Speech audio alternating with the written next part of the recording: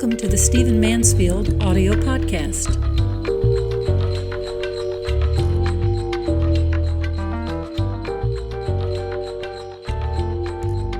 I want to talk to you today about a principle in the Constitution. Now, don't get nervous. Don't get nervous. It's not going to be all boring and dry. You've probably heard a lot of people saying recently that we need to be careful about religious tests. Folks who don't think that we should be evaluating political candidates from the standpoint of religion say, the Constitution says there should be no religious test. And other people, even when they're making religious tests, try to avoid that language because it's forbidden in the Constitution. And I think it's going to become an increasing issue. Most folks don't know a lot about the Constitution, unfortunately, because it's not well taught in the schools. And so I thought we would just talk about this principle in Article 6 of our Constitution about religious tests. So let me actually read to you the statement from the U.S. Constitution that is giving us this language. It says, all executive and judicial officers, both of the United States and of the several states, shall be bound by oath or affirmation to support this Constitution, but no religious test shall ever be required as a qualification to any office or public trust under the United States. No religious test. Now, that's the language in the Constitution which is intended to prevent a religious test being given to a person who is a candidate for office, not just an elected office, but an appointed office. In other words, that his religion shall not be a precondition positively or negatively to him receiving that office. Now, let me give you a little bit of the background of how this came about, a little bit about what this might mean even at the time the Constitution was ratified. As you know, the United States largely comes from England, break off from England, and in England, one of the ways that the official state church, the Church of England, was preferred. We now also refer to it as the Anglican Church. One of the ways that it was preferred was that people who would ascend to high office would be appointed to something or be, in the few cases where it was done, elected to something, would have to take an oath that would often include, or it would be exclusively, a religious oath. In other words, I affirm, that the king is the head of the church and that the Church of England, ruled by the Archbishop of Canterbury, is the only true and faithful church, etc. You can imagine the language. I'm just making this up. So the people who would ascend to these offices in order to show loyalty to the church, the one true church, in order to prove that they were not dissenters, which would be any of a variety of Protestant breakoffs, or to show that they weren't Roman Catholics, who were also considered enemies in many cases, would be asked to give a religious to assent to a religious test. And this was simply a manner of assuring doctrinal purity, but more, it was a way of controlling who got to take those offices. If we had officially, let's say, Presbyterian America, and everybody who ascended to office had to take a Presbyterian religious test or make an oath, an affirmation, that they were Presbyterian before they could be in office, well, then obviously only Presbyterians or those pretending to be Presbyterians would ascend to high office. So all that to say that that's the heritage that we have as a country. So when it came down to time to write and then ratify the Constitution of the United States, we obviously didn't want a religious test because we wanted to be a relatively religiously diverse country. Now, it's important for you to remember that the U.S. Constitution was not understood when it first came out as being binding on anything but the federal government. It did not apply to the state governments initially. So at the time the U.S. Constitution was written, this no religious test clause certainly applied to congressmen, senators, judicial officers, executives, etc., pretty much anyone in federal office. They could not be required to take a religious test to assure that they were of the right religion, so to speak, for their office. But at the state level, this happened all the time. You can go back and find what kind of oaths were required. People had to affirm a belief in Jesus Christ in some states. They had to affirm that they believed in God and the truth of the Bible. They had to affirm that they believed in the resurrection of Jesus in some states. In other words, the states could be as religious as they wanted to be. The federal Constitution only bound the federal government in its early days. Okay? Now, when did that change? That all changed with the 14th Amendment, just shortly after the American Civil War, when not only had the 13 Amendments freed the slaves, but the 14th Amendment was drafted to incorporate, that's the big boy term, to incorporate or to apply all laws and all the rights accorded to citizens under the federal Constitution to the states. Pretty easy to understand, really. The slavery had been about denying U.S. American rights to a certain class of people, right? Black man in Alabama before the Civil War was not considered to have had the same rights as another man under the Constitution. So the 14th Amendment after the Civil War came along, was drafted, and it said, no, whatever rights a man has under the federal Constitution, he also has he must have at the state level. No state can pass a law that is in any way inconsistent with the Constitution. Now, there were some other cases through the years that sort of grappled with what exactly that meant, particularly in the case of religion. But when it came to religious tests, the upshot was that not long after the 14th Amendment, the same restriction on candidates having to take religious tests that occurred at the federal level occurred at the state level. So what it means is that in order for us, for example, I'm sitting in Nashville right now, in order for us to elect a governor, we do not have to require of him or her a religious test. They don't have to affirm that they're Baptist or Roman Catholic or Church of Christ.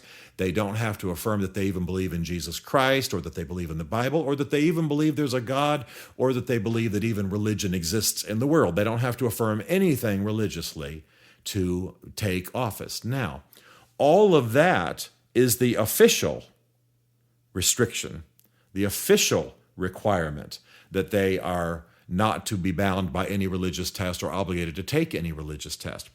What's interesting about what's happening in our society today is that many people are saying that this constitutional restriction can almost come down to the point where it restricts your opinion.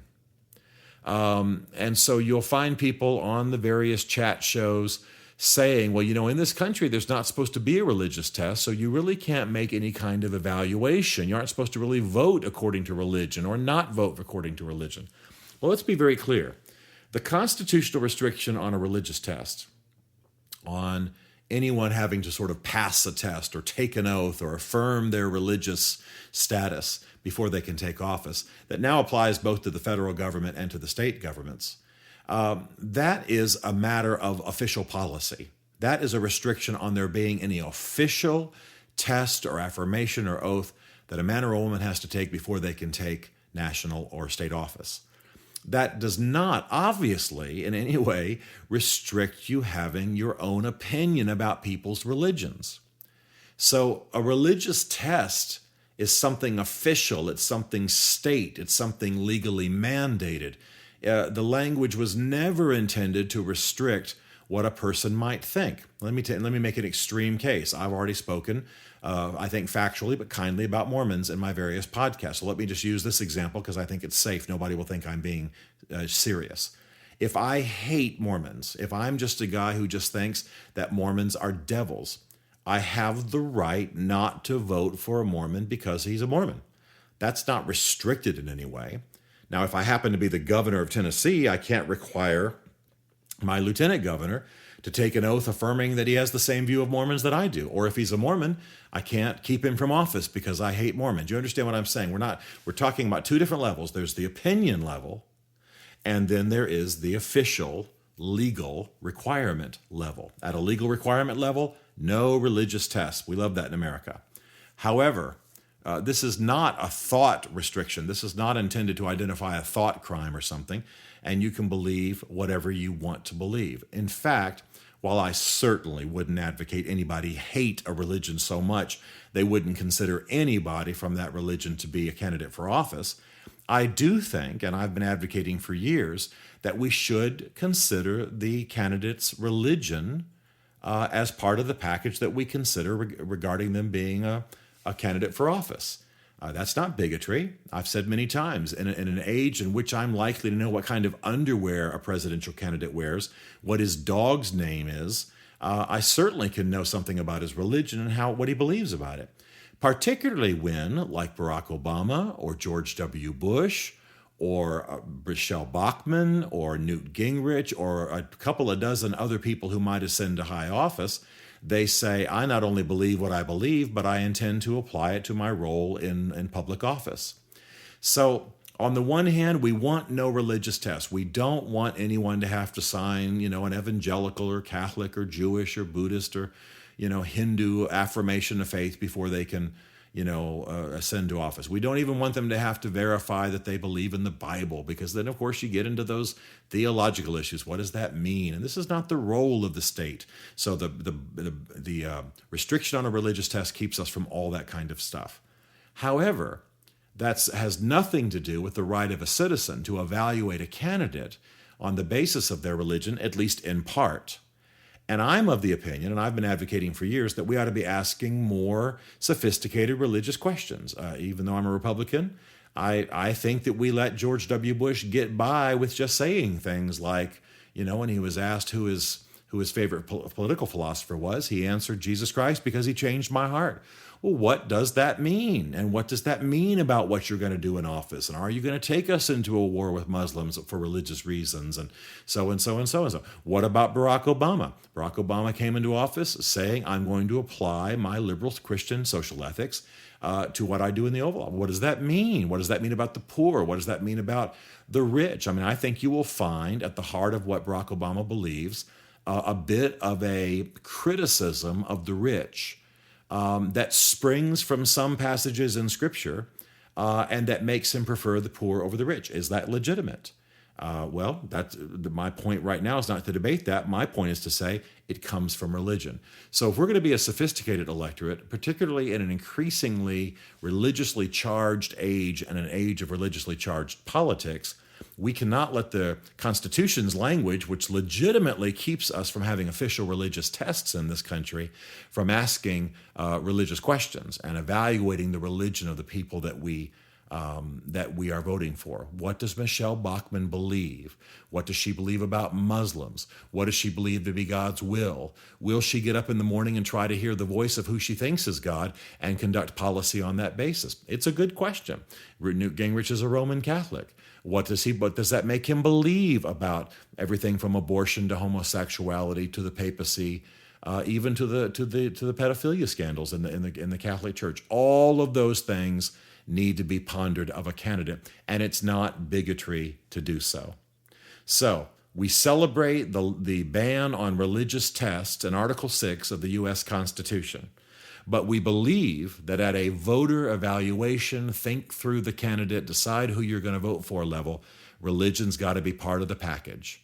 Just like I was told in Alabama this last week that no one should ever be elected to office who's not a Bama fan. No, I'm joking. Obviously, we want religious tests at the informal level, but we want no religious test at the legal level. And if we do that, we'll have a stronger country, we'll have a more religiously sophisticated country, and we'll have a better educated electorate.